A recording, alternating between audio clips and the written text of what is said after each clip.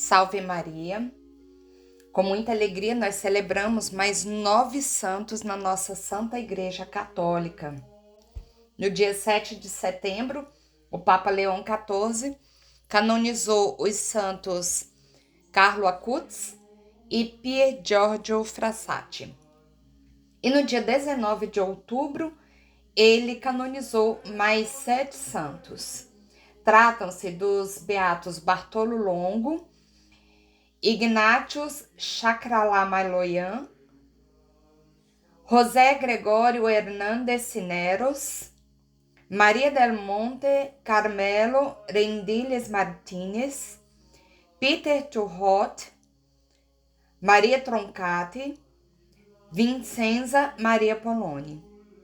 Seus carismas e sua espiritualidade foram apresentados 2 dias antes, no dia 17 de outubro, por seus postuladores na sala de imprensa vaticana. E agora nós vamos conhecer cada um deles. Como eu já falei sobre São Carlo Acutis e São Pier Giorgio Frassati, nós vamos conhecer a vida desses 7 novos santos. Vamos começar falando sobre a vida de Maria Troncati. Nasceu em 1883 e faleceu em 1969. Freira salesiana, nascida em Brescia, Itália, em 1883, a freira Maria Troncati foi enfermeira da Cruz Vermelha na Primeira Guerra Mundial e posteriormente missionária no leste do Equador, onde trabalhou pela reconciliação entre colonos e povos indígenas. A Beata Maria Troncati será uma santa da missionariedade e é significativo que ela seja canonizada no Dia das Missões. Ela viveu sua obra missionária como mãe, cuidando das crianças abandonadas por mulheres vítimas de violência, explica o postulador Padre Pierluigi Cameroni. A Beata Troncati foi beatificada em 24 de novembro de 2012 em Macas, Equador, pelo Papa Bento XVI. Foi médica, enfermeira, catequista e mãe espiritual. As pessoas a chamavam de Mãe de Todos. Após a Primeira Guerra Mundial, ela partiu para o Equador como missionária, onde trabalhou por mais de 40 anos entre os povos indígenas Shuar, na Amazônia. Ela foi uma artesã da paz e da reconciliação. Entre os povos indígenas e os colonos brancos, a vingança e a conquista de territórios alheios eram comuns. Seu trabalho missionário, no entanto, foi inteiramente voltado para a reconciliação, continua o postulador. Hoje, ela poderia legitimamente receber o Prêmio Nobel da Paz. Como missionária, sua mensagem é investir nas novas gerações, na pastoral juvenil e na formação de jovens casais e famílias. Conclui o padre Cameroni. Morreu em um trágico acidente de avião durante uma missão em Sucua. Um famoso milagre atribuído à sua intercessão foi realizado num fazendeiro e carpinteiro de uma aldeia no Equador, que sofreu uma fratura profunda no crânio, resultando em uma paralisia e perda da fala.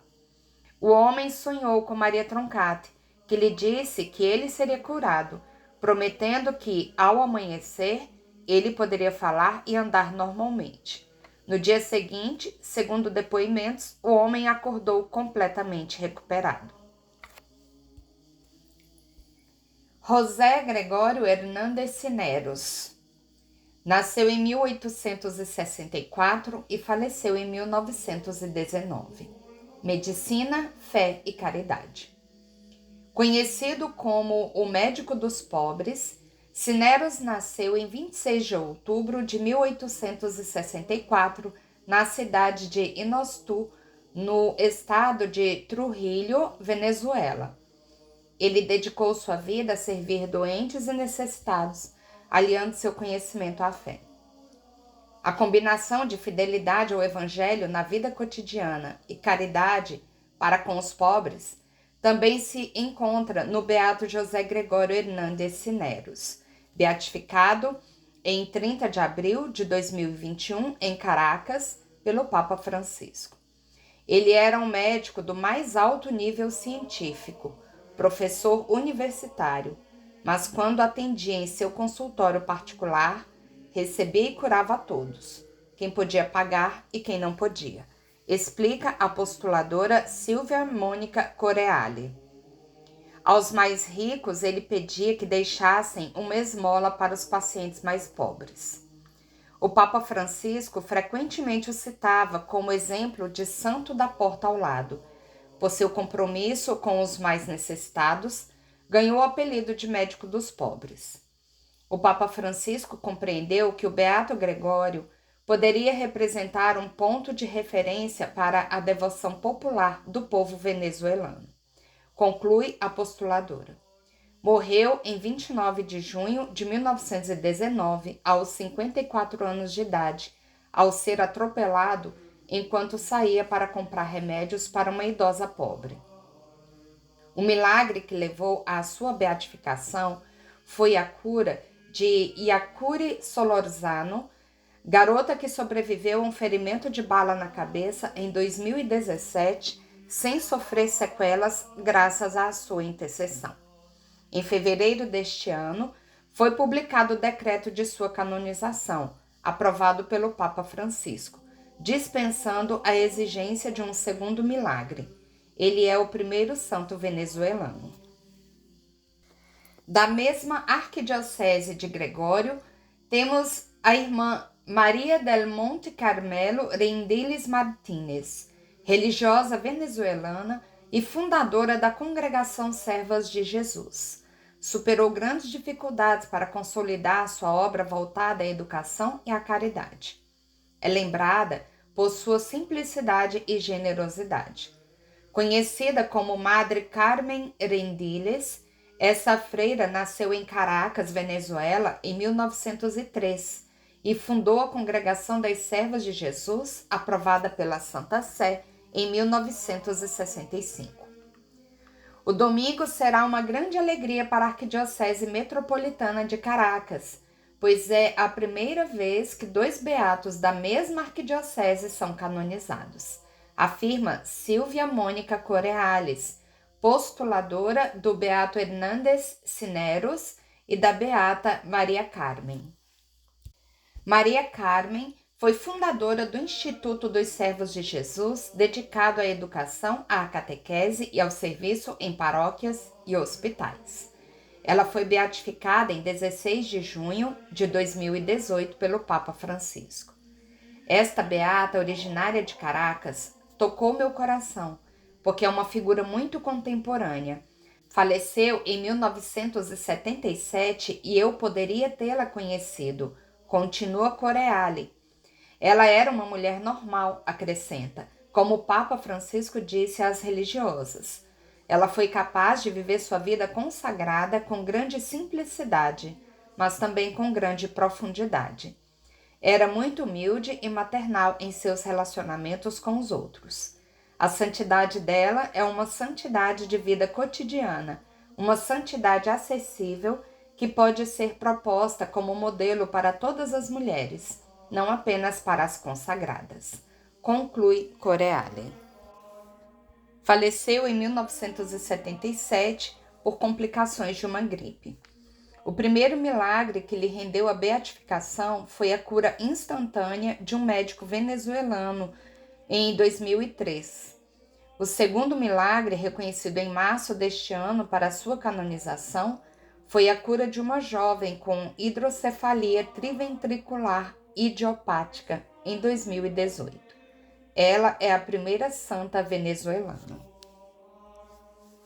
Bartolo Longo nasceu em 1841 e faleceu em 1926. Bartolo Longo, compromisso com os pobres com um terço nas mãos.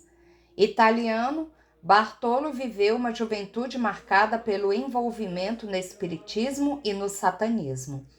Ele chegou a ser médium de 1º grau e sacerdote espírita, mas, pela intervenção da Santíssima Virgem Maria, sofreu uma profunda conversão. Dedicou o restante da vida à propagação do Santo Rosário e fundou o famoso Santuário de Nossa Senhora do Rosário de Pompeia. Foi beatificado em 1980. Uma luz para todos aqueles que não acreditam poderá ser acesa pelo beato Bartolo Longo, que foi educado na fé, explica o postulador Padre Antônio Marazzo. Depois foi para Nápoles para completar os estudos de direito e dedicou-se a outras coisas, entre outras, às seitas satânicas. Mas um de seus professores lhe disse um dia: "Você não é isso, essa não é a verdade sobre você. O que você procura, seu tormento interior, não deve ser buscado no que você está vivendo agora." Ao finalmente empreender o seu caminho de fé, o beato Bartolo Longo compreende que o melhor caminho para chegar a Deus é o terço a Nossa Senhora. Bartolo Longo abraçou o catolicismo e tornou-se um catequista fervoroso, dedicado a ajudar os necessitados. Ele também foi um dos maiores divulgadores da devoção ao Santo Rosário no século XX. O fato de ser um leigo e não um padre o tornará próximo a muitos fiéis. Acompanhado pela presença de Nossa Senhora e pela devoção ao Santo Rosário, que é uma oração cristológica, continua o padre redentorista. Ele não apenas deu vida ao santuário de Pompeia, mas construiu a própria cidade de Pompeia, pois, para construir a igreja, transformou os camponeses da região em pedreiros, aos quais deu alojamento. Assim nasceram os hospitais, as farmácias, as escolas. Ele cuidou dos filhos dos presos e dos abandonados. O Santuário do Rosário de Pompeia foi, portanto, a semente da qual floresceram muitas realidades sociais destinadas aos pobres. O que podemos entender do Beato Bartolo é que não se pode ter um relacionamento com Deus sem estar em harmonia com as outras pessoas, conclui o padre Marazzo. Bartolo Longo morreu de causas naturais em 5 de outubro de 1926 em Pompeia, na Itália, devido à idade avançada. Faleceu aos 85 anos após dedicar sua vida à fundação do Santuário de Nossa Senhora do Rosário de Pompeia e à difusão da devoção ao Rosário. Suas últimas palavras ecoam o tema central de sua vida transformada. Meu único desejo é ver a Virgem Maria, que me salvou e me salvará das garras de Satanás. Em seu testamento, deixou escrito o seguinte: desejo morrer como terciário dominicano entre os braços da Virgem do Rosário, com a assistência de meu pai espiritual São Domingos e de minha mãe Santa Catarina de Sena. Em fevereiro deste ano foi publicado o decreto de sua canonização, aprovado pelo Papa Francisco, dispensando a exigência de um milagre. Ignatius Chakrala-Maloyan. Nascido em 1869, falecido em 1915. Arcebispo católico armênio de Mardan, foi martirizado durante o genocídio armênio ao recusar-se a renegar sua fé e converter-se ao Islã. Executado em 1915, foi beatificado no ano 2000. O amor pelo Santíssimo Sacramento do Beato Maloyan. Se os jovens se afeiçoaram a São Carlo Acutis, que repetia frequentemente que o Santíssimo Sacramento era a autoestrada para o céu, então também amarão Beato Maloyan, que antes de ser martirizado, abençoou um pedaço de pão e o partilhou com os seus 600 companheiros de martírio. A Eucaristia era, sem dúvida, o alimento da sua fé. Reflete o padre Carlo Calone, postulador da causa de canonização do arcebispo de Mardan dos armênios, beatificado como mártir da fé pelo Papa João Paulo II em 7 de outubro de 2001. Nascido em Mardan, atual Turquia, em 1869, Maloyan foi arcebispo da paróquia católica de Amida. Maloyan, bispo da Igreja Armênia, cuidou do rebanho que lhe foi confiado por 46 anos, e a Igreja o proclama santo pelo gesto de ter dado a vida por seu rebanho, continuou o frade capuchinho. Na Primeira Guerra Mundial, a partir de 1914, o Império Turco-Otomano realizou uma deportação forçada e tentou exterminar o povo armênio, cuja maioria de seus membros eram católicos. Isso resultou na morte de milhões de pessoas. Durante o Medziegan, Grande Mal de 1915, uma das vítimas foi Ignatius Maloyan, que foi forçado a renunciar à sua fé e se converter ao islamismo. Dom Maloyan recusou-se a abjurar a fé cristã e converter-se ao islamismo. Este é, portanto, o carisma deste novo santo. Ele teve a capacidade de devolver a Deus a vida que havia recebido dele. Além disso, sempre aderiu a tudo o que a graça de Deus lhe ofereceu, inclusive o martírio. Conclui o postulador de sua causa de canonização. Ao se recusar, foi morto. Em março deste ano, o Papa Francisco aprovou a canonização de Maloyan sem a necessidade de um milagre, como é permitido no caso de martírio pela fé. Peter Turot, nascido em 1912, falecido em 1945. Catequista leigo da Papua Nova Guiné, foi preso e morto pelos japoneses durante a Segunda Guerra Mundial por continuar evangelizando em segredo. É considerado o primeiro santo de seu país. Catequista e pai de família.